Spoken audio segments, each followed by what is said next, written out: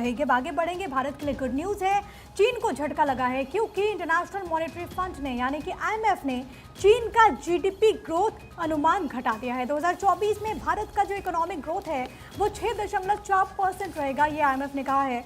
PM Modi ने कहा कि सुधारों को हम आगे बढ़ाएंगे, चीन से आगे निकल जाएगा भारत, ये आईएमएफ ने कहा। और आईएमएफ की तरफ से जो ये भारत को लेकर के जो अनुमान जाहिर किया गया वो बहुत महत्वपूर्ण रहता है।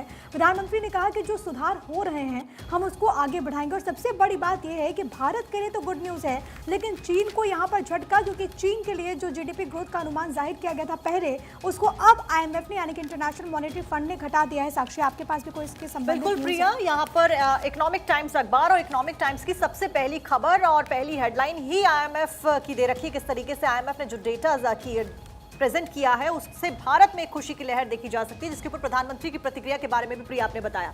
यहां पर हेडलाइन दी गई है, IMF raises India's financial year 24 growth forecast to 6.3%, यानी कि 6.3% भारत की ग्रोथ रहने वाली है। अब यहां पर एक चार्ट दिखाया गया है, बहुत अच्छे तरीके से इसमें एक्सप्लेन किया गया किस तरीके से यहां वर्ल्ड की अगर ग्रोथ की बात बताई जाए तो वो 3 है, 3 ही रहेगी। इंडिया की ग्रोथ 6.1 से 6.3%, यानी कि 0.2% बढ़ रही है। चाइना घाटे में जा रहा है, 5.2 अभी चल रही है, 5% हो जाएगी, घाटे में जा रहा है। रशिया, यूएस और जापान भी बढ़ रहे हैं, लेकिन यूरोजोन यहां पर घटता हुआ नजर आ रहा है। और ना केवल यह जिक्र किया गया, आईएमएफ ने कहा कि if India has been doing better for a while now and now we have mentioned that India in fact is one of the growth engines. भारत को एक ग्रोथ इंजन बताया है, जो अपने आप में बहुत बड़ी बात होती है जब इंडियन मॉनेटरी फंड इस बात को कहता है।